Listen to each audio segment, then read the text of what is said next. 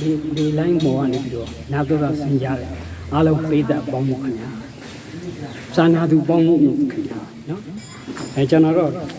ဒီနေ့ကျွန်တော်စိတ်ထဲမှာရွတ်ဖတ်ချင်တာလေးကတော့နော်ကျွန်တော်တို့ကျေးဇူးရှင်မန်လင်းဆရာတော်ကြီးရဲ့ဆရာတော်ရေးသားထားတဲ့ဒိဋ္ဌိအကြောင်းပေါ့နော်အဲဒိဋ္ဌိနဲ့ပတ်သက်တာသစ္စာမသိဒိဋ္ဌိမကွာပုဂ္ဂိုလ်မှမူလူမာစက်ကြာနတ်မာတရားမူပြာပြမဖြစ်တုံပါလေခန္ဓာပြိုကွဲကုသိုလ်ဆဲကဖောက်လွဲပေရွာရောက်နေတာဒီကျေးဇူးရှင်မလဲဆရာတော်ကြီးနော်ကြီးစားထားခဲ့တဲ့ဒိဋ္ဌိနဲ့ပတ်သက်လို့နော်အားလုံးလည်းသိပြီးသားပါကျွန်တော်တို့ပြန်နှွေးတာပါအားလုံးသိပြီးသားအကုန်သိ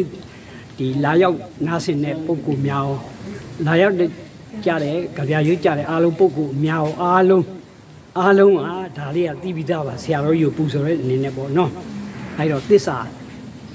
အရေးကြီးတယ်ဆိုတဲ့အကြောင်းနော်သစ္စာမသိလို့ရှိရင်ကျွန်တော်တို့ဇာတိဇရာမရဏဥနာသေးကဘယ်တော့မှမလွတ်ပါဘူးเนาะကျွန်တော်တို့ဒီလူဖြစ်လာစတာလေဇာတိကစတာပဲ။အော်စัจ java လေးမင်းကြီးเนาะတကက်ကိုပဲဒီအုတ်ချုပ်တဲ့ဆိုးရတဲ့စัจ java လေးမင်းကြီးဟာလေเนาะဘယ်ဟာစလို့ဆိုဇာတိကဖြစ်လာเนาะတာဝရင်ကနတ်ပြည်เนาะတရားမင်းတို့ပေါ့ဗျာเนาะမူပြပြမများကလည်းပြမဘယ်အစလဲဆိုတော့ဇာတိဆိုတဲ့ပြိတ္တန်တွေနေမှုဒါကျေးဇူးတော်ရှင်မိုးကုဆရာတော်ကြီးခဏမကြဆုံးမအောင်ရတာပြီးရှိပါတယ်အမင်းတို့တွေသစ္စာကိုသိအောင်လုပ်ကွာသစ္စာကိုသိအောင်လုပ်သစ္စာမှမသိလို့ရှိရင်နော်ဒီအောက်တန်တရားလဲဖို့များတယ်ဆိုတဲ့အကြောင်းနော်စိတ်မချဘူးဆိုတဲ့အကြောင်း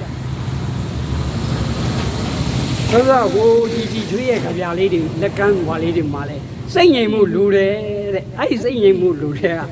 နော်အဓိကသစ္စာသိဖို့လိုတယ်နော်ကဲအဲ့တော့ဒီကျွန်တော်တို့အားလုံးကနော်သစ္စာတရားကိုသိပြီးတော့နော်ကျွန်တော်တို့တမာဒိဋ္ဌိမဲ့ခင်ဖြစ်အောင်အားလုံးကြိုးစားကြပါလို့ကျွန်တော်